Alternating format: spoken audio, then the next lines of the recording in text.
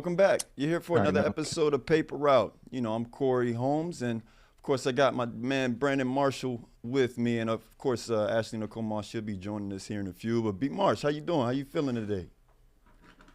I'm doing good, man. I had a red eye from Vegas to the East Coast out here in, well, let me ask you this, Corey. Can you guess where I'm at? I know. I was The gonna name say of I the can't. town that I'm in. I was gonna say I can't help but to notice the New York Jets aesthetic in the background and whatnot. Seeing some Jets logos. Yeah.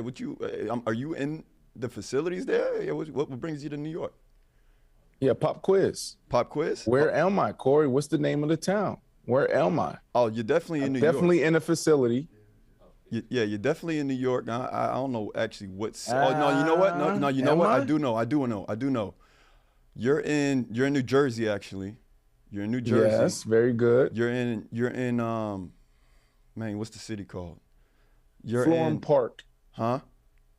Florham Park. Florham It's Park. about 40. Okay. It's a 45-minute ride to the Lincoln Tunnel Yeah, or yeah, the yeah, Holland Tunnel, right, to get to the city. So it's definitely a ride. I should have The known. Giants facility is a little closer. Corey, did you know I played for both the New York Football Giants and the New York Football Jets? I did Did you know that? Yeah, I did know that. You're probably one of like Yeah, so I only played a with few, both few teams. players, huh? Are you alone? Are you alone with that? Like in that? Like, are there a lot of guys that made that were both Jets and Giants, or are you one of few? Listen, we had Leger Douzable on our show Okay, last here you year. He was a guy that played for the Jets and Giants. I think there's been a couple of guys that's done it. Hey, maybe Saquon Barkley be the next person to do it. Oh, yeah, that'd be interesting, huh? That'd be really But it's a big day, though. Corey, it's a big day. You have Huge. Aaron Rodgers. Aaron Rodgers, the deal is finally done. That news was broke a few days ago, and this is the press conference. Uh-oh. Let's see what Aaron Rodgers has to say today, right? So I had an opportunity to walk through the facility today, spoke to Woody Johnson, the owner of the Jets. He was sitting there with Aaron Rodgers, the general manager, Nathaniel Hackett, old head coach of the Denver Broncos, now offensive coordinator for the Jets, okay? Do you remember he was the offensive coordinator for the Green Bay Packers when Aaron Rodgers was there? Right. Amazing relationship. A lot of people said, wow, if we get Nathaniel Hackett, will we get Aaron Rodgers? Yeah. Or wherever Nathaniel Hackett go, that's where Aaron Rodgers is going to follow, and that's where he's going to go. The deal is done. It was pretty cool seeing them sitting there talking, had a opportunity to catch up with them a little bit. As soon as I walked in, Aaron wanted to make jokes. He's like, oh, they just let anybody in the building. I'm like, oh, Aaron, hold on one second. You got to earn these colors. You have to earn that. Yeah. You just got here. I know you're one of the greatest quarterbacks ever. I know you're one of the greatest football players ever. But when it comes to the Jets, like, I'm solidified. I'm on the wall. Right. But it was pretty cool catching up with him. Hopefully we get a chance to sit down with him after his presser. His presser will be at 2 p.m. Eastern right here in Florham Park. Don't forget Florham Park, Corey. Florham Park, I know. I'll know that next time for any trivia questions I'm asked. But that's all right. How about we get into the show though? We'll talk about Aaron Rodgers a little bit later and whatnot. But man, it was another cool night in the NBA, right? So we'll talk about the Suns and them being able to advance a little bit later. We'll even talk about, remember what we've been doing, on the daily is going division by division and kind of looking at team needs and whatnot, right? Heading into the draft. So we'll address that a little bit later. But we got to start with Ice Trae, right? He came to play last night. I mean, he did his thing against the Celtics.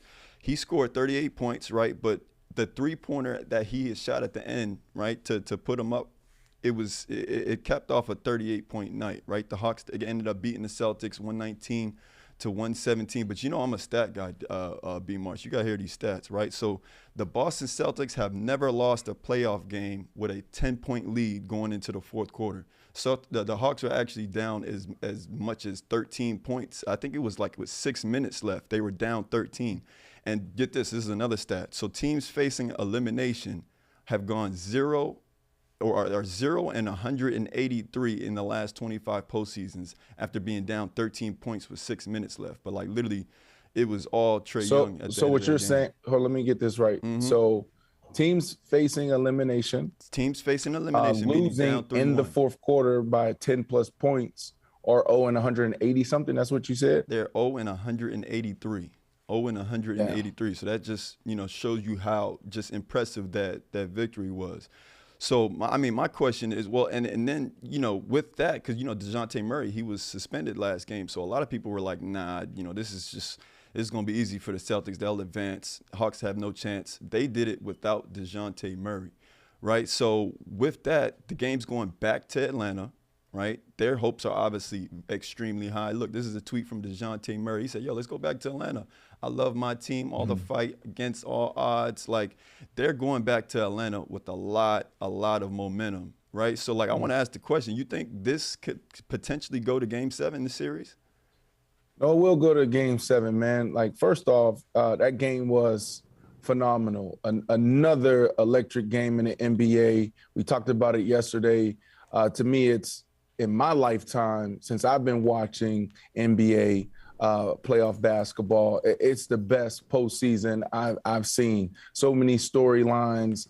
The crowd is rowdy. Dudes are falling, getting injured. Freaking crowds going crazy, right? There's high expectations on a few people out there. What's going to happen with Joel Embiid and James Harden, the Clippers, Kawhi Leonard. You got the Suns, KD, Booker. Can they get it done? They put that together, at the last minute. And do they have enough time together to get it done? And then there's so many more. Even the Celtics is a storyline. Could they beat a team to come out the East? So another phenomenal game, bro. Trae, that fourth quarter was phenomenal. He totally took over. And then they have ice in his veins. And not only take that shot, but not only, shoot a three, but take that shot, bro. Shot, right. That was unbelievable. So, yes, 30 it's going to go to Game 7, Corey, 100%, because you're going to Atlanta, right? So who's going to be sitting courtside? 2 Chainz, maybe Quavo, Jermaine Dupri. Right. And that's one of the rowdiest places to play in when there's something on the line, when there's a pressure moment. There's the Garden, there's other places, but playing in Atlanta, bro, it's an event. It's like going to the club, bro. All the Magic City's going to be sitting there courtside. You understand that? So it's definitely going to go to Game 7. I don't think that the Hawks are going to have enough to get past the Celtics, but it's going to be interesting. Another great series. Yeah, I agree. Well, look, we have Ashley Nicole Moss here in the studio. Guys. How we feeling? I'm feeling a lot better. If you can't tell, you guys like my glasses today. My contacts were irritating me. That's all right. I had to get that congestion cleared up, but I feel good. I feel like I'm getting back to myself. Brandon, are you announcing your return to the NFL? What's going on here? Yeah. I told you this. I told you this, Ashley. If we get Aaron Rodgers, definitely coming back and playing tight end. So Aaron Rodgers presser is at 2 p.m. today here in Florham Park. Ashley, when's yours? Corey didn't know. Corey didn't know that the Jets practiced in Jersey. I said, guess where I'm at. Why do you think they call them the New Jersey Jets and the New Jersey Giants? I corrected myself. I just couldn't think of the name of the city that the facilities was in. It's not. You're not missing much. There's nothing there. So I can understand why you would, forget that. There's really nothing there except strip malls and the Jets. Yeah, relax. Listen, Ashley, there's a lot of things being built up out here in Florham Park. There's so many apartments right here behind this facility. Please there's a new stop it. Please stop it. and older community that wasn't here. Please stop it.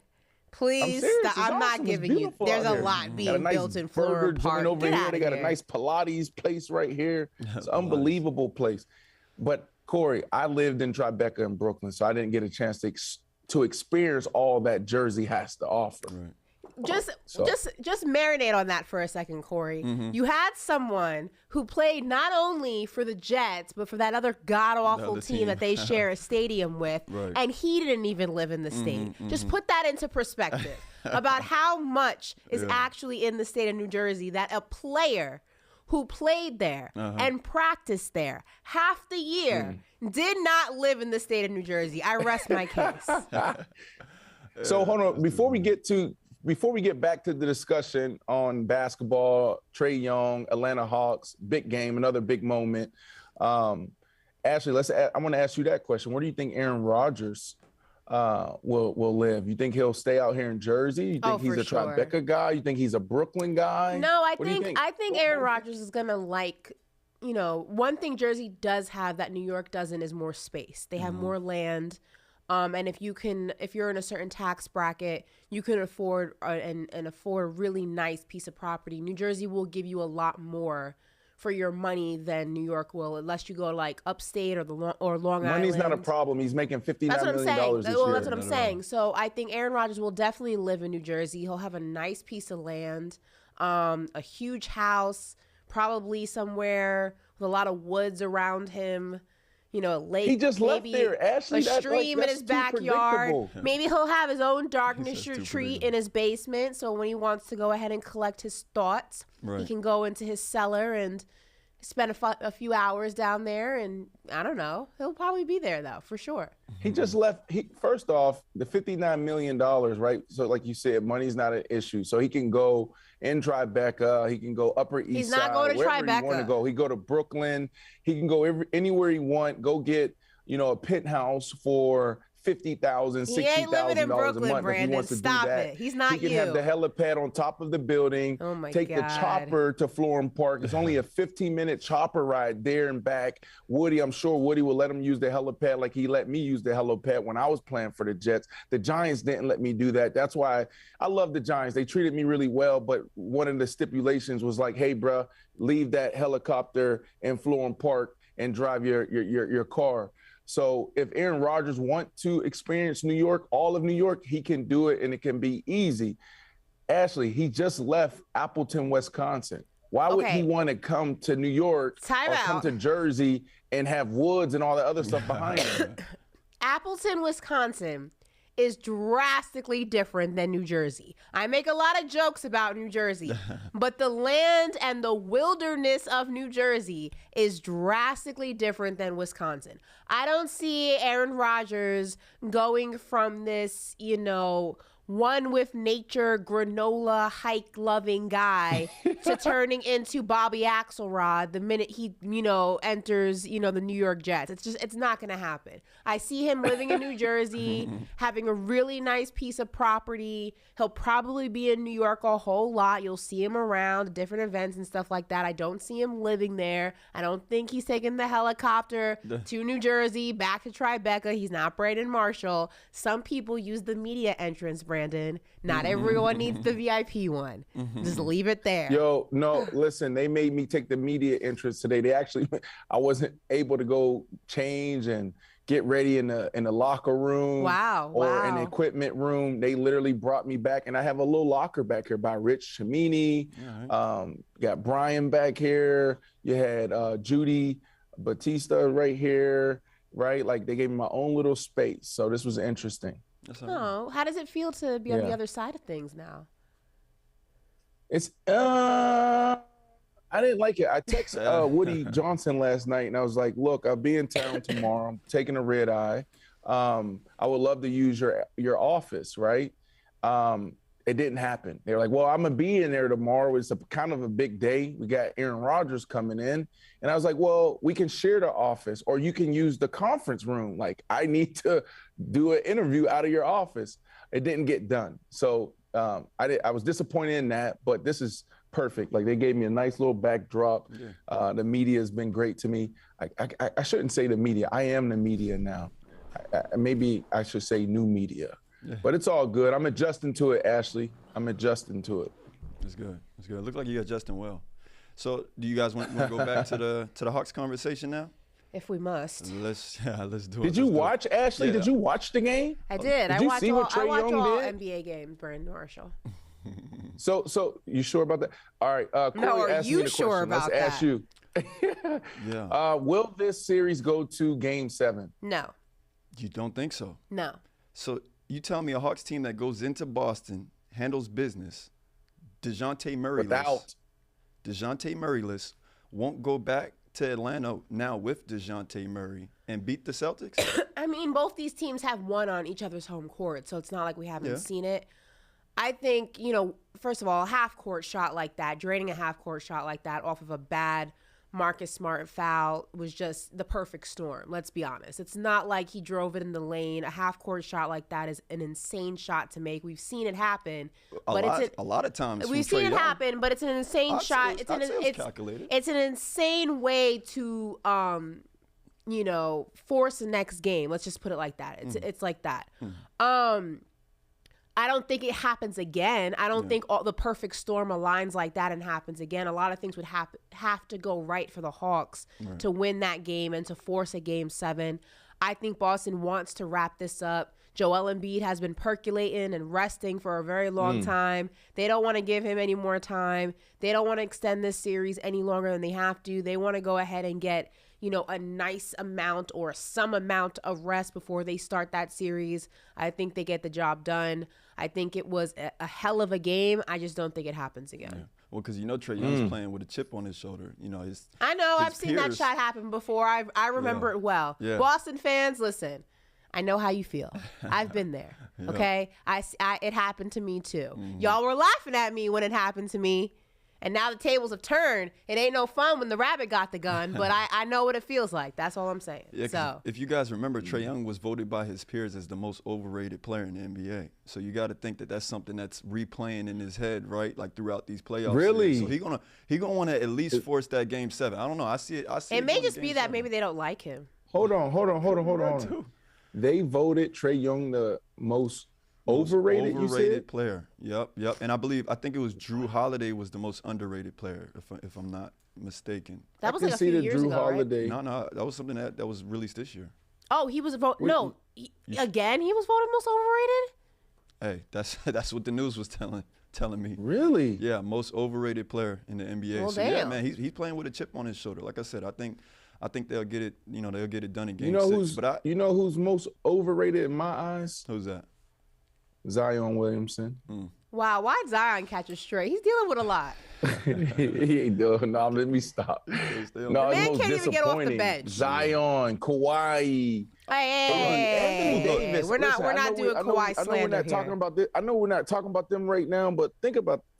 I'm so tired of seeing AD hit the ground and just start like what's bruh. Do you not understand the situation? Do you not have any emotional intelligence? The whole world think that you're fragile. Everybody say that you're injury prone. When you hit the ground, and if it doesn't break the pain threshold of like a 5, don't make no faces, bro. Just get up, breathe a little bit. Bro, I'm so tired of seeing AD hit the ground and like, damn, is he going to get up? Is this an ACL? Is this a torn pec? Like, man, he's so dramatic. Well, look, I want to stay on the topic of the Hawks and the Celtics, though, right? So, like with last night's, loss to the Hawks, let's say, all right, they do take care of business in Game 6. Like, are you concerned at all for the Celtics? No. Right? Like, but going into that next round, I mean, they'll have to play the 76ers. This doesn't concern you? The way that they're struggling with the Hawks right now? I don't think that it's concerning. Sometimes you just run across a team that gives you a hard time. It doesn't make what you have done throughout the course of an NBA season irrelevant, and it doesn't mean that you're not prime and ready to go ahead and make a deep run. Just sometimes a team gives you a tough time.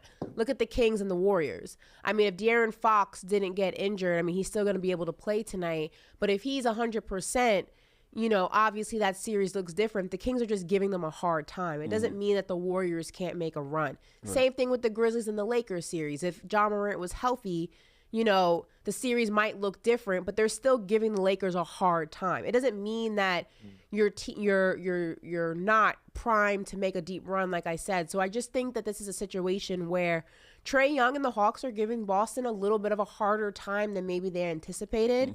Maybe the Celtics also have been playing with their food a little bit.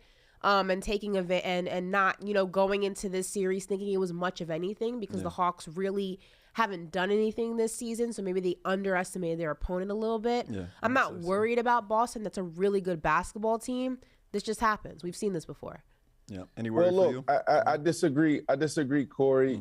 Lakers all year struggled, right? Injury prone, made some trades at the deadline. The Memphis Grizzlies were the better team all year. they get bounced, right? Or they're about to get bounced. Then you have, who just got bounced? Giannis, right? Like, did they get bounced yet, or it's one more? No, they had one more game, tonight, right? But pretty much the Heat are in control. They're about to get bounced. They were one of the better teams in all of NBA, and they're about to be ran through. So pause. It's a pause moment. I'm working on my pause moments, but this is a thing. This is a real thing, and the Celtics should be concerned. The Celtics should be concerned because you got Jason Tatum in a closeout game, and what he gave you, 19 points, right? Like, this is his opportunity to truly solidify his position as a superstar. Everybody knows he's a star, but the question around him the last couple of years is he a superstar? It's a closeout game, bro. Go get it done. So if they don't get it done, or if he doesn't stand up, not only this round, but the next round, I think there's going to be some question marks around him as we move forward. As this is Jason Tatum a true superstar? And that's been a question the last few years. So are you saying that the Celtics after this Game 5 need to be concerned as a whole, as an entire team, because of a bad game?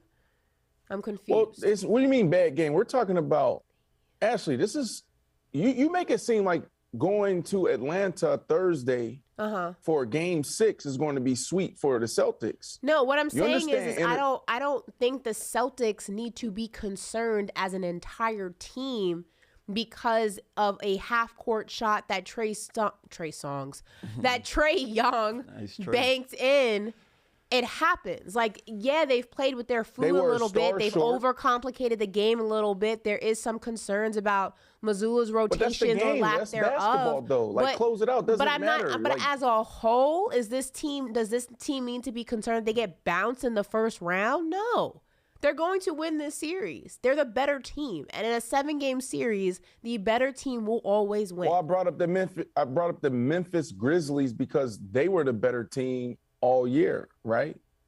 They're not better. They're not better than the Lakers, right? They're better than the Lakers. That's what everybody said. Right. Even but that's Giannis. Injury. I know Giannis went different. down. I know Giannis went down, hurt back, and then did something with his knee in the last game. But wouldn't you say that they're the better team than the Heat? The Heat struggled all year, pretty much.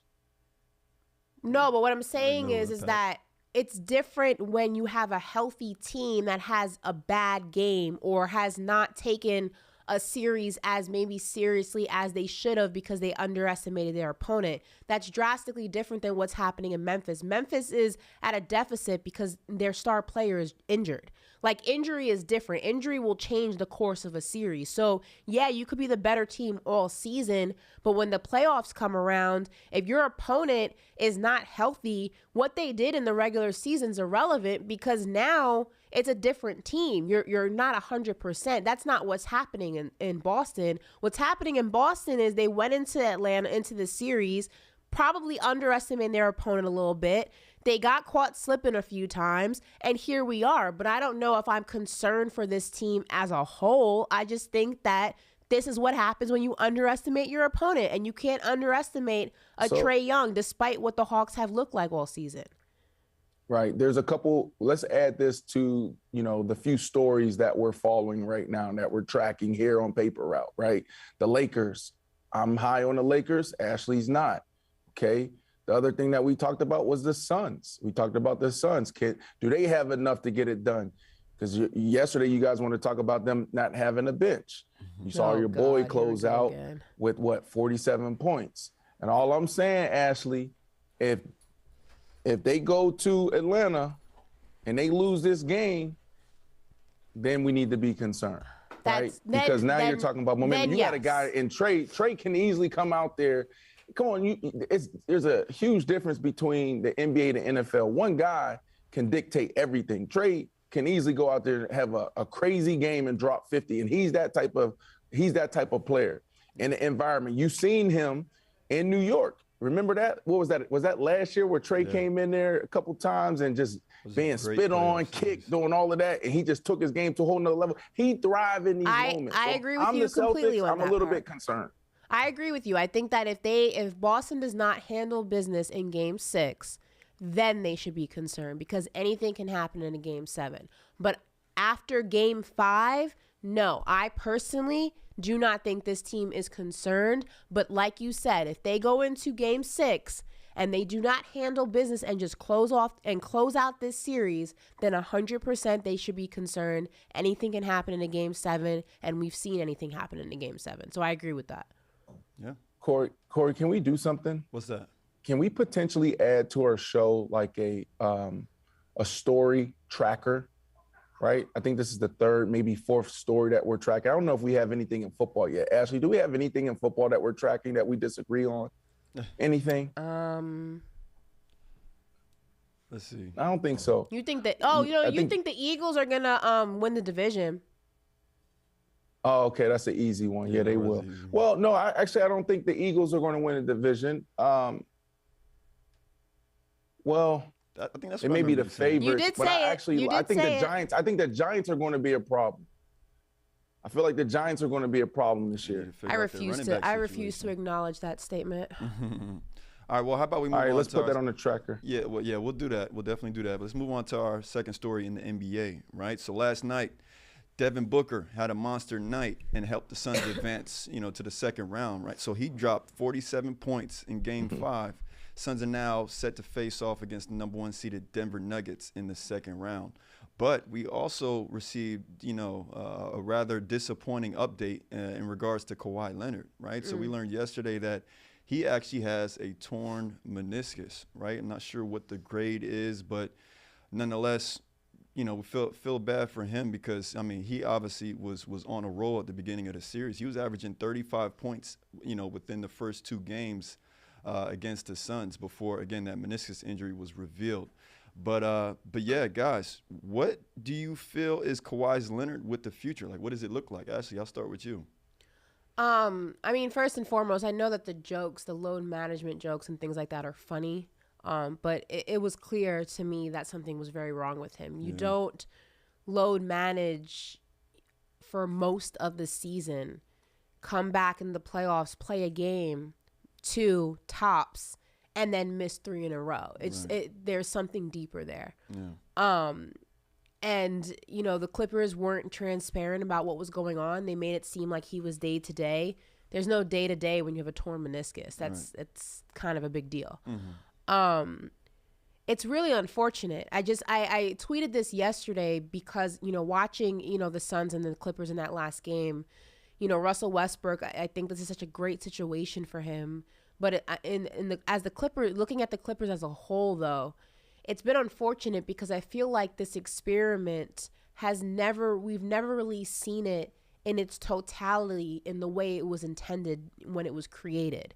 Something has always prevented this team from performing at its full capacity, whether it's PG, whether it's Kawhi, whether it was, the year they went into the bubble, PG and Kawhi only playing 32 games together. The team as a whole only playing, I think it was like a month's worth of games together, and that having the chemistry in the bubble, although they were healthy. And there's always something stopping this team from being seen in the way they were created to play. And it's so unfortunate as a basketball fan. But Kawhi Leonard, man, this is unfortunate. I don't know, what you do in this situation because you have a player who doesn't play normally through small injuries. It's just not his game. He's never been that guy. Mm-hmm. But now you're talking monumental injuries that at this point, I saw a stat yesterday that it said that Kawhi hasn't seen a full season since 2016, 2017. Wow. That's a long time. It is. And I don't know what you do as the Clippers organization, how much longer you kind of hold on to a player or this idea of this player, this team that you've envisioned when you can't seem to get it right. I like Kawhi as a player, so talented, but I just don't know.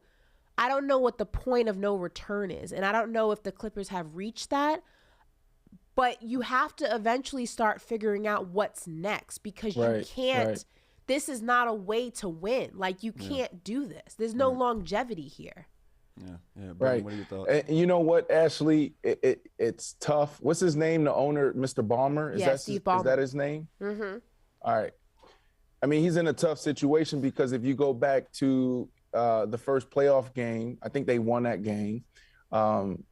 He was the best person on the court, and that says a lot because who else was on the court, right? Kawhi, man, he showed you who he is and who he's been his entire career when he's on the court and he's available. Even the last 20-something games of the season, Kawhi was back in the conversation as a top 5 NBA basketball player. And this was a debate, that we had with, I think, Gilbert Arenas and D-Jack, and we laughed at D-Jack. It was like, how can you even throw him in the top 5 when he hasn't even really played, right? And Ashley, you are right. He hasn't played over 60 games since 2016, 2017 season.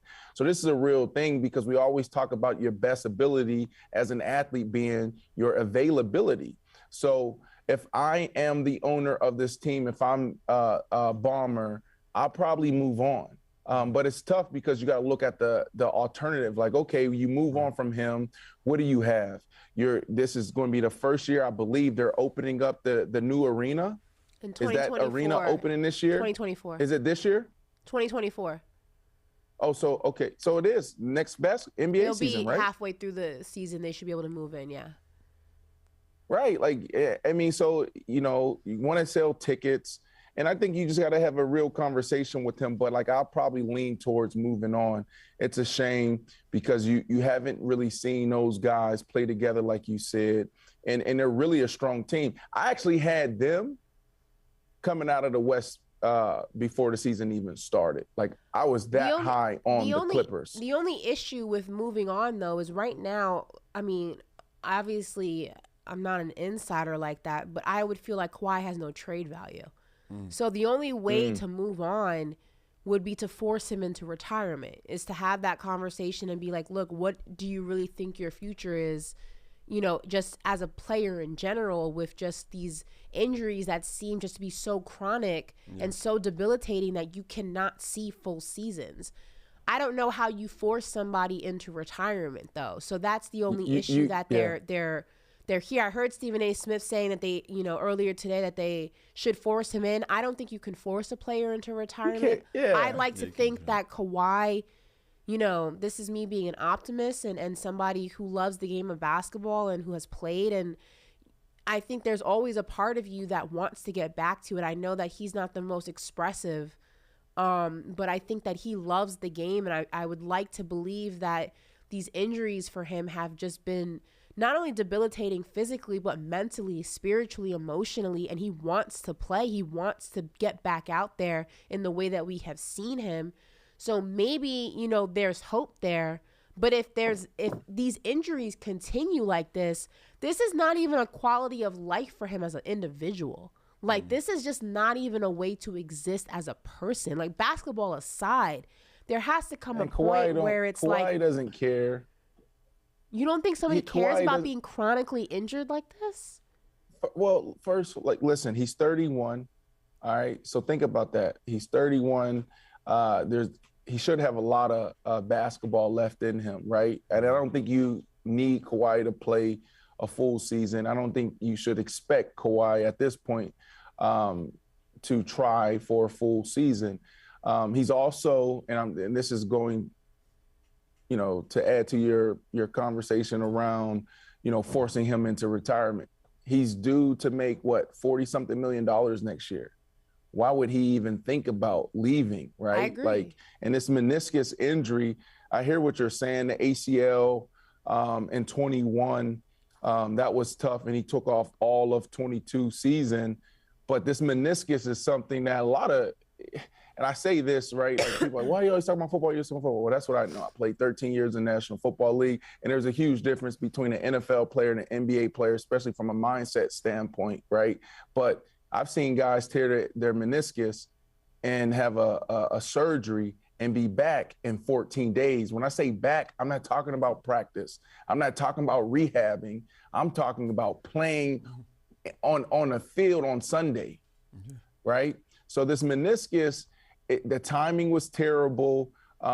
It definitely sucks, but he should be able to overcome this fairly quickly.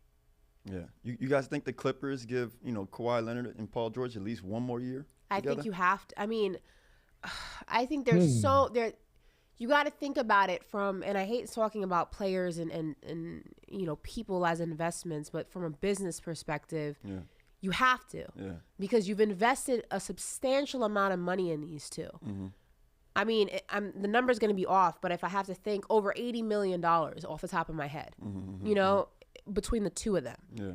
You've put so much investment into this organization with those two at the helm. Russell Westbrook is now there. You're building this multi-million-dollar stadium, arena, rather. Yeah. I mean, you have to go ahead and try to see this investment through. Mm-hmm. You have to. And as crazy as it may seem to people, like, how much longer, it's kind of like that equivalent of when you're in a relationship and it's not working, but it's like, okay, I'm going to stick it out for a little bit longer. Maybe he'll change or she'll change. And, people are like, oh, come on. Like, how much longer? You kind of have to. Like, you've invested so much into this team with the idea of Kawhi and Paul George. You owe it to yourself as just a businessman to say, all right, one more season. Yeah. Yeah. I think though that has to be the cutoff. I think that's the line in the sand though. One more season, and if it doesn't work, all right, what's next? How do we move? Yeah. Well, I told you guys earlier how I felt. If I'm Bomber from a business perspective, I'm looking for a way out. Ashley, you definitely said something that is valid, right? And that's, what's his trade value, right? And I don't even know, does he have a no trade clause in his contract? What's going on with their salary cap? Like, what type of assets do they have? There's a lot of things that you have to look at before you can even start this conversation on moving on from him. But then you go back to just that first game, or you go back to the last 25 games that he played. It was clear that he was one of the best players in the NBA, if not the best player in the NBA. Yeah. Like, it's ridiculous what he does on both sides of the court when he's available, when he's healthy. It's unbelievable. Think about what I said. You have Chris Paul, KD, and Booker on the court in game one, and Kawhi made them look foolish. Exactly. Man. And then add Paul George in a tough equation. He's in a tough spot. Paul George too, man. Like, he works so hard in the offseason. I love Paul. Yeah. He works so hard in the offseason, works so hard in the regular season. I mean, for a moment there, it looked like him and Russ were going to be enough. Yeah. Like, Kawhi was a question mark, but if you had those two, you stood a chance. Like, you had enough. He goes down, and he even said, like, it's hard. Like, you invest so much time into your body and getting right and being prepared for the season and being healthy. And I was really in a groove, and this happens. And you can see it on his face. Paul George is a little bit more expressive than Kawhi, and you could see it when they pan to him on the camera. Every single time he's on the bench during that series, he just looks defeated. Yeah, like, he looks broken. Like, I can't believe I'm doing this again. I can't believe I'm not out there when they need me the most. Like, he does not look like somebody. It looks like somebody who's having a tough time. Yeah. Like, and it's remember hard. He struggled in the bubble, Ashley. He came out. He openly talked about, his struggles with depression and dealing with injuries, dealing with the criticism. So hopefully he's okay, because he's a warrior. He has a lot of game. I witnessed it firsthand this offseason. I played him one-on-one, and I ain't have a chance. I ain't have a chance. Like, I'm talking about, and Ashley, you always make fun of me when I talk about playing, in the NBA or playing against these NBA players. But one thing I can say, and I can say this confidently, with a lot of confidence, I got defense. And when I tell you, like, I was all over him, fouling him, and he still was just draining, every shot that he was taking, it was unbelievable. You really saw this skill come to life. So hopefully he gets his mental right, and he finds himself back with the Clippers, and he's good. That part, the mental part, like, real quick, like, that's why, like, I'm very sensitive about clowning people who are injury prone. Like, I know the jokes are the jokes, and we call, AD Mr. Glass and things like that. But as someone who's had, like, injuries in their life, Achilles, back, things like that, it messes with you. Like there comes a point where like your body doesn't feel like your own anymore. Mm-hmm. And like you can't do the things you normally can do. You don't recognize yourself when you look into a mirror. You're losing muscle mass. You can't work out if you're an active person. You can't do this. You can't do that. And if it happens back to back and it's continuous, it messes with your mind. Like your mental is not okay. Like you can enter a very, very dark place. Like we talk about it on such a small scale with COVID and how people like did not recognize, you know, they went into these dark places in isolation and you know, people lost weight from being so sick and things like that. It's hard. Like not recognizing your body and not feeling okay in your body is not an easy thing to deal with. And when we talk about athletes who their whole identity is this game and what they can do on a court or on a field, and you take that away and you take it away back to back to back, and it's after a rehab, it's another injury, and after a rehab, it's another injury. It's not an easy thing to overcome. Like, and the jokes are the jokes, and I know, like, you know, Twitter does what Twitter does, but it's a serious thing, and like it can mess, and it does mess with like a lot of people. So, like I'm sending positive energy to Kawhi, PG, all those guys, man. It's tough. Agreed. And listen, and I'll say this, you know, I'm a champion for mental health. Love these conversations, lean into these conversations.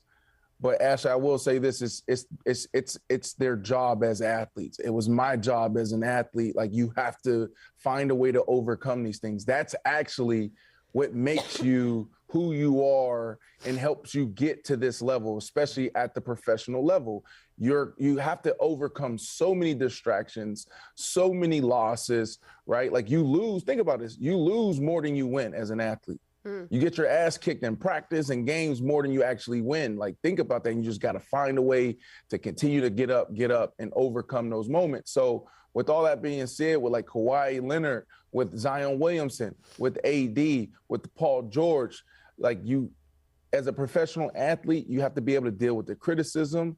I don't agree with half this stuff that's out there. You have to be able to overcome injury. And those are the moments, right? Like when it sucks and you're crying and it's painful, you got to lean on your support system. You have to have a plan in place, not only to overcome the physical, but also the mental. So that's their job as an athlete, is to deal with these things, because you live in high pressure situations. As an athlete, and it reminds me being here in this facility, I used to always say when I was playing, like, this is one of the most toxic environments you could work in or live in, right? As a professional, I have to think about it. You walk in, this is like one of the only, well, I guess every profession, but every single day, if you're not reaching peak performance or elite status, or you're, you know, unlocking your full potential, you could be cut, right? You know, it's a multi-billion-dollar industry. Athletes are making millions of dollars, right? And if you're not cutting it, you're out of here. Like even now, like there's networks like all over the place, on the front lawn, in this room, next door, in the front of the facility, waiting on Aaron Rodgers, right? And they're going to ask them tough questions, right? Why did you leave? Did you talk to this guy? Right? How many years are you going to play? So you have to be able to deal with all of this as an athlete. So just wanted to hit that, right, as we have this conversation, because there's athletes that, you know, pay attention to what we're saying and what we're doing. And you got to have some healthy boundaries in place, but you also got to be tough. Like if you want to be an athlete, you got to be tough as well. No. On a lighter note, if there's cameras there, go walk in front of their shots with your sweatshirt on. And just stand there. They might get mad at me. Just pretend you're on the phone talking to somebody and just stand in everybody's shot. Go to camera, just stand there and be like, They're gonna ask me to jump on. Show your shirt off real quick and they just keep what's funny? You know what's funny in this space as a retired athlete now in media, right? Like we come to these type of settings, where there's a lot of media people, even at Radio Row for the Super Bowl, right? Like, we're there to work. We're there doing the same thing that they're doing. But then they want to pull you in and be like, yo, can you jump on my show? I want to interview you. I want to get your perspective. I'm like, yo, I got to do what you're doing. Yo, right? That's the biggest facts, though, Corey. At Radio Row, let me tell you something right now. I will never do Radio Row with Brandon Marshall ever again. Because it is like, it's mayhem. Like, we're there to work and get content for ourselves, right? Like, we're working. We have the radio show and we have TikTok and we're doing all these things. And Brandon even steps outside of the little, like, you know, makeshift installation that's there. Brandon, get on my podcast. Brandon. Hey, man, Brandon. And I'm like, all right, you know what? I'm just gonna sit here when y'all are done.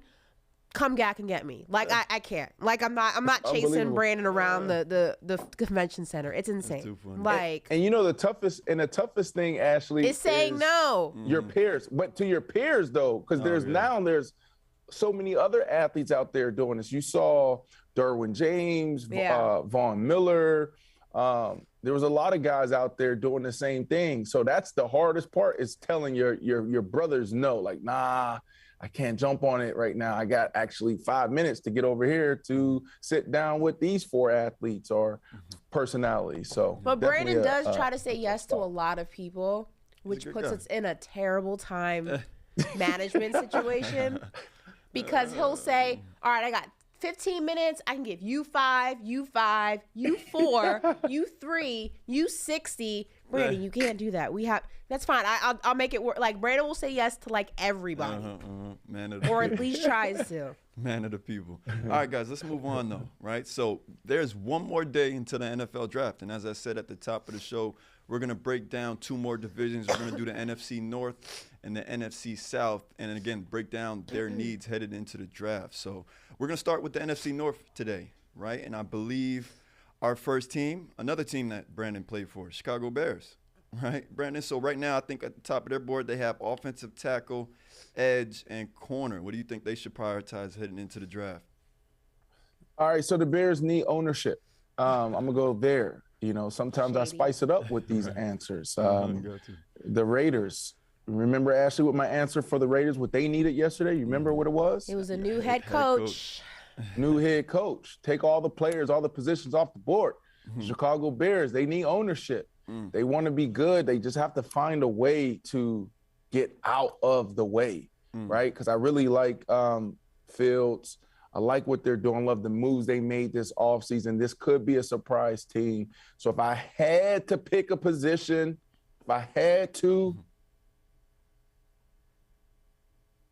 I'm going O-line, and you have that on the board, right? Like, you have to protect your guy. And this is a guy, right? Like, we saw it last year. You can do so much with him. This new age type of quarterback, Josh Allen, Lamar Jackson, where these guys are dual threats. This dude could easily rush for 1,000 yards this year and also throw for 3,500 yards or 3,000 yards, I would say. I ain't going to put him out there yet, but let's say 3,000 yards through the air and 1,000 yards on the ground. So give him what he needs up front, the type of dynamic guard, or even, you know, I don't even know, you know, are they going to prioritize a guard or a tackle? Right. But give him a guy that can do both, you know, because some of these offensive linemen coming in, you know, they can only do one or the other, right? Some programs at the college level, they're really good at pass pro.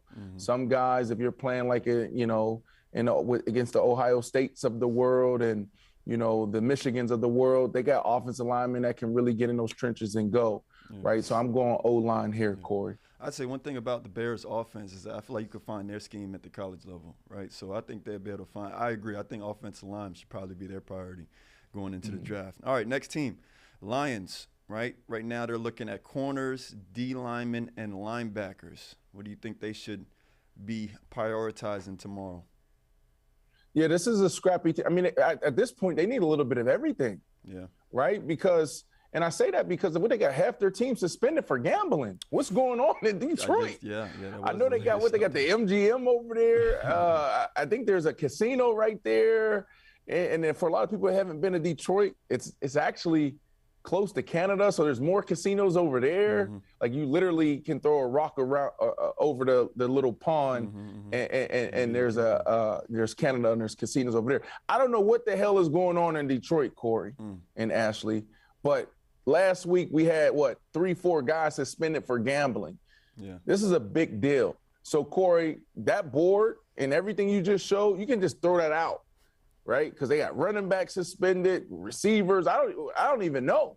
Yeah, you tell me. Right, yeah. The Detroit Lions, they need to go out there and figure this out, man, and get a hold on this gambling situation. So this might even be an NFL problem, Corey. Right, like now we're embracing. You know, the FanDuels of the world, the DraftKings of the world, Fanatics is coming into play. You have WinBet, you have BetMGM, you have all of these players there. And I don't even know the rules anymore. And no one's even being transparent with what's happening, right? Mm-hmm. So it's interesting. You saw Calvin Ridley just come back after a year suspension for gambling. I think he was actually gambling on NFL games, which is an absolutely no-no. So Corey, let's go everything here. You said everything. All right, so let's move on to our next team that's kind of been in the news a lot lately, the Green Bay Packers. Right now they're looking at wide receivers, D linemen, and tight ends. Yeah. You know, they just shipped away their top receiver, Alan Lazard. So what do you think they should be looking at? They need Aaron Rodgers. But I'm sitting here in Florham Park about to, ask him a question or two because he's over here. They traded him away. They need a general manager. Brian Gutekunst, you're on the clock. You're talking about a day away, Corey. You're talking about, the draft is a day away and all these teams are on the clock. What do they need? Brian Gutekunst, like I said, what was it, yesterday or 2 days ago? He's on the clock. Mm-hmm. One of the first things you did when you got this gig was try to trade and get rid of Aaron Rodgers. Not trade him. You went and drafted Jordan Love. Yeah. And I know Ashley had some thoughts there talking about, well, Brandon, I actually think, he's getting older and you have to figure it out. That's not what I said. With him and Brett Favre. What did you say? What I said was I can't blame the Packers for starting to think about post-Aaron Rodgers' life. I can blame them for the timing of it, though. That's what I said. I think it was premature. I don't think the ideology as a whole was that far-fetched, though. You have to start preparing for it at some point. It was premature, though. So back-to-back years, you lose Devontae Adams, Ashley. You lose Alan Lazard this year. You lose Aaron Rodgers, but you have Jordan Love entering his fourth year. Defensively, they played better. Is there anything that jumps out to you? Like, is there one position that jumps out to you? For the Packers? Yeah. I'm going to say honestly, listen, obviously wide receivers and things like that, you need to give Jordan Love somebody to throw to, somebody to start getting his accolades with. But I will say this, though. You also need to protect him. Mm-hmm. Because you have a young quarterback, hasn't really had much time in the system. I don't know, how those practices have looked. I don't even know if he's had any reps with the first team when Aaron Rodgers was even there. You're going to have to go ahead and expect there's going to be some growing pains there. He's going to make some mistakes. He's going to hold that ball in his hand a little bit too long. His decision-making is not going to be the greatest. You got to give him as much time as possible. You want to go ahead and, protect your guy because you put a lot of investment into him. You want him around for a while. So Ashley, you said a lot there. I agree with you. If look, they have until the end of this spring to make a decision on his fifth-year option, but you haven't really seen him, so you really don't know what you're investing in. So that's a problem, right? If you want this guy to get a fair shot, you're right. You need playmakers. So wide receivers is a big need. But Ashley, what do you do with the inexperienced quarterback or a quarterback that really hasn't had a lot of opportunities? you run the ball. Right. You hide him behind a so running back. I love what you said there, right? Like, go get it. Go invest in your offensive line and lean on the run, right? Because now you're thinking about, okay, what type of ball are we going to play? What's our philosophy? If you think about where this head coach comes from, he comes from where? That Shanahan tree, right? Everybody comes from the Shanahan tree. Shanahan, McVay, like it's all like one thing now. But they lean on the run. They get really savvy in the run game. And that's what I would do. When you had Aaron Rodgers, he could drop back 40 times and win the game that way. But I think you start leaning on the run. So it's a toss-up for me between a playmaker and offensive line. All right. So next team, last team of the NFC North. We got the Vikings. Right now they're looking at corners, wide receivers, and linebackers. Who you think they should be focusing on? I'm going defense there. You lose your linebacker. He held it down for many years there. I'm actually going any playmaker on the defensive side, right? Like I love what they're doing on the offensive side. You have to stop someone. That was the problem last year, Corey. They were giving up 300, 350 yards a game.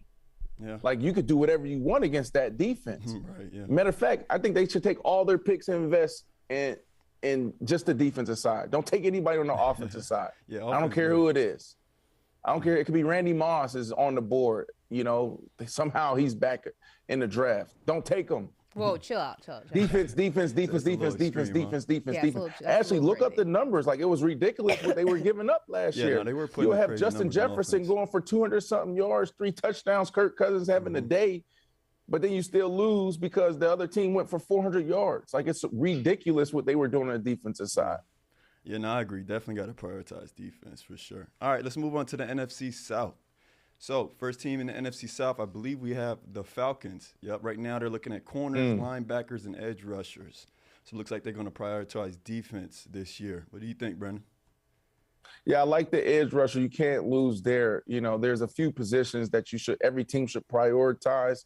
Quarterback, a lot of people say, well, why aren't they prioritizing quarterback? Because they really think they have their guy. I had an opportunity, actually, last time I ran into A-Rod, their young quarterback that they got last year, the dude, I'll be honest, I haven't watched much of him, but what I saw in this tournament, I really liked.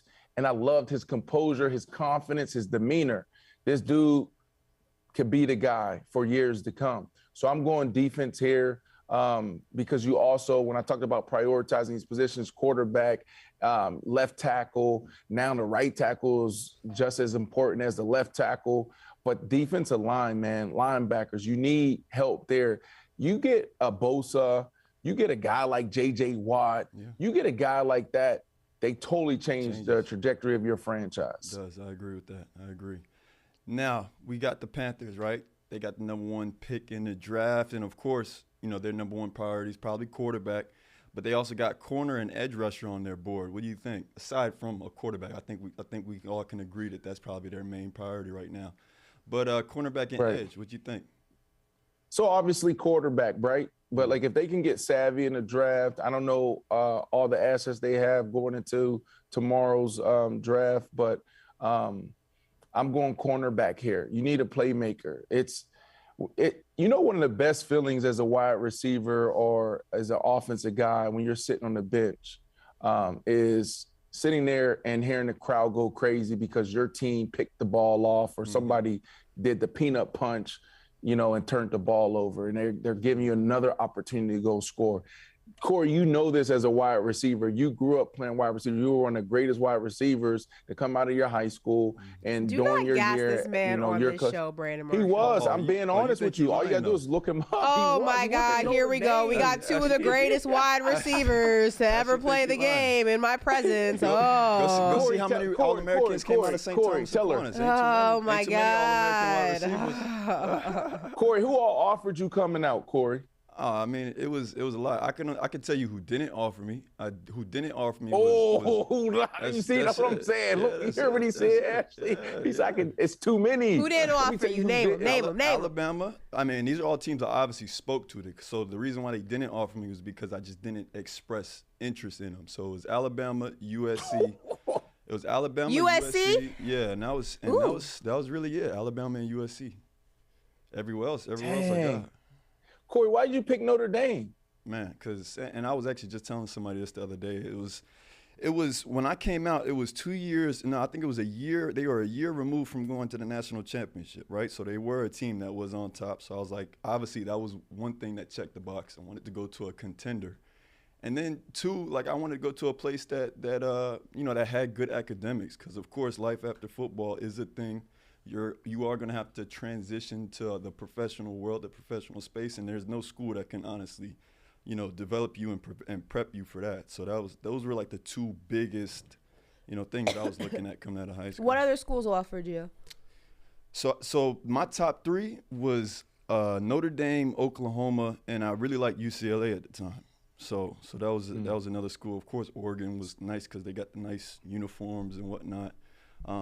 Another school I liked was, I like Miami. What about the Florida school? You got Miami. Did they offer you Florida State? Yeah. All the Florida schools did, but I also wanted to get out of Florida, though. That was another big thing for me. And if I were to stay, I wanted to stay in Miami. So, before Florida State. Nick Saban offered me a scholarship for wide receiver, so it's crazy he didn't ask you. I don't know. I'm just saying. Maybe your hands weren't as elite as you say they were, because he came to my house, had to sit down, shook my parents' hand and everything, and said, "Yo, come to Bama." I said, "Yo, Saban, I can't live in Alabama, bro. I can't do that. I can't." These hands can't go to Bama. You know what I'm saying? My question for both of you guys then, in retrospect, would you guys do it differently? Start with you, Corey, and then Ashley. I want to hear. Would I not go to Bama? No, I wouldn't have done it differently, because I wouldn't trade the relationships I've built over the years for nothing, right? Like if I hadn't gone to Notre Dame, I wouldn't have known all the people and all the professionals that I know right now. So, no, I wouldn't do it again. Would I have not gone to FAU? I mean, do it over rather. No, Bama. You Bama? You were highly recruited. Would I have gone to Bama with Nick Saban?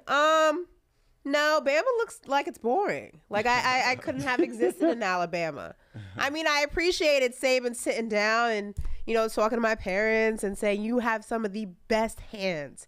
He said I had the best hands he has ever seen. Like he was gassing me. He was like, please come to Bama. I need you.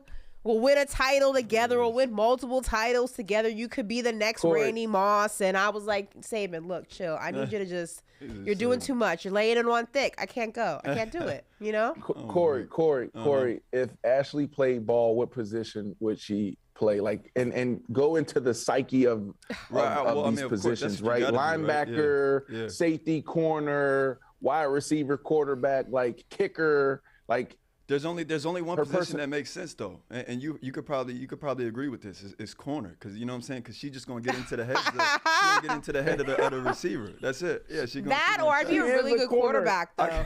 I can see Ashley on the line of scrimmage really holding conversations with receivers at the line of scrimmage. No, I'd be I would be a corner. I'm a good trash talker. Exactly. That's what I'm saying.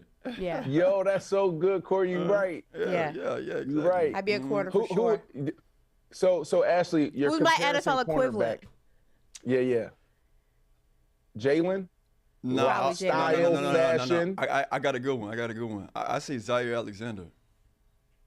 Oh, from Green Bay, Zaire Alexander. No, I would say Jalen from a trash talk perspective. No. What Zaire Alexander? What Jalen say in the locker room that time? I don't know. You tell me. You tell me. I actually played against Zaire Alexander because I grad transferred to Purdue, and our first game of the season was against who do you play for? I don't know. No. Yeah, but I played against him. He didn't go to Louisville. I feel like I'd be a good wide receiver though too. Yeah, but long story short, I played against him in college. He was good though, but he was a talker. So that's why I gave her that comparison. And he's good. He legit. Okay, I'll take that. Yeah.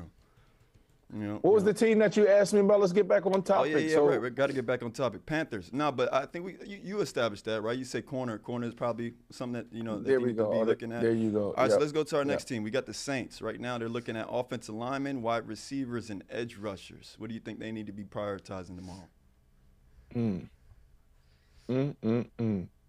Dennis Allen. Remember, Dennis Allen took over for Coach Sean Payton. Coach Sean Payton was there for a very long time.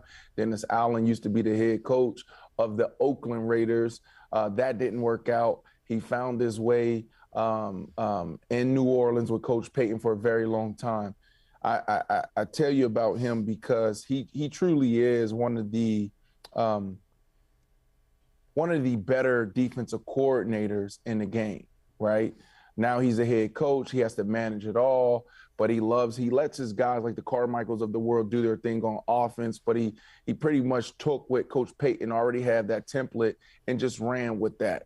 What made the New Orleans Saints really good was that they had an offense that was rolling, and then defensively, they found a way over the last 5-6 years in the second half of each season turn into one of the better defenses. And when Coach Payton left, I remember sitting down with Demario Davis, like, okay, how are you guys going to do this? You got Payton's gone, Drew Brees is gone. They said, we're going to lean into what we really been best at the last couple of years, and that's defense. Defensively, we've carried them. You have Cam Jordan, I think he's in year 10 or year 11, so he's getting older. I would actually pair him with another dynamic edge rusher. You got Carr at the quarterback. You drafted a couple young wide receivers. Thomas took a pay cut. He's back. Yep. Alvin Kamara, can he bounce back and get back to Pro Bowl status? I'll go defense, and I'll go defensive line. Man, you kind of just reminded me there how good the Saints actually looking right now going into next season. So, yeah, we'll see what they do tomorrow in the draft. Last but not least, we got the Buccaneers. Right now they're looking at offensive tackles, running backs, and tight ends. This team, man, you know what I feel? I feel like this could potentially happen to the Jets, right? You go out there, you make a big acquisition, you get Tom Brady, right? So you go all in, right? Because Tom Brady at the time, he was 42, 43? Mm-hmm. So you go get Tom Brady knowing that you can only have him for 1, 2, maybe 3 years. Mm-hmm. After that, what happens to this organization, right? You see it. Mm-hmm. It's like rebuilt. This can happen to the Jets. You go get Aaron Rodgers. Press conference is coming up here shortly, 2 p.m. Eastern, right? One of the biggest questions, how long is Aaron Rodgers going to play? Is it 1 year? Is it 2 years? Could they potentially get more out of Aaron Rodgers? We know going into that darkness retreat, he was 90% retired. So you don't know what you're going to get, right? This team, I think they're better positioned. Well, and actually, it's kind of similar in a lot of ways. Yeah. They had a top 5 defense with Coach Bowles. Right now, the Jets got a top 5 defense. Yeah. Okay? Now you go add a veteran quarterback. You win a Super Bowl. Guy leaves. He retires. What happens? So I feel like, and basically what I'm saying, and just continue to follow me here, is you had the Tampa Bay Buccaneers, and now you even have the Jets. They're saying, you know what? The Super Bowl is that valuable, and it means that much to us that we're going to go all in on these next 2 years, and whatever happens after that just happens. Like we're just rebuilding. We know that. Mm-hmm. We know the next 4 or 5 years may be tough for us. The Rams went through the same thing. I feel like the Rams, they're not even preparing to really compete at an extremely high level, or at least for Super Bowls, until 24, 25. Mm-hmm. So when you ask me about the Tampa Bay Buccaneers, I say that, they're going to go offensive line, defensive line. Coach Todd Bowles talked about Rand yesterday with the Tennessee Titans. He comes from the Bill Parcells tree. They build inside out. Todd Bowles loves defensive line. He loves offensive linemen. So I see him leaning there. If they don't, be in position to take a quarterback that they may like that's still available on their board. So you got Baker Mayfield, but that really is a gap quarterback in a gap year. So you take quarterback if your guy is sitting there when you're picking, if someone falls to you, or you go offensive line. That's what I would say the Tampa Bay Bucs are doing. But they're not going into this draft thinking that they're going to compete at a high level next year. Yeah. All righty. That's a wrap for our pre-draft breakdown today. We have 2 more divisions left tomorrow. Ahead of the draft, we'll do the NFC East and the NFC West. But all right, let's transition to Word on the Tweet, right, where we scraped up a couple tweets from the TL and whatnot. Yeah.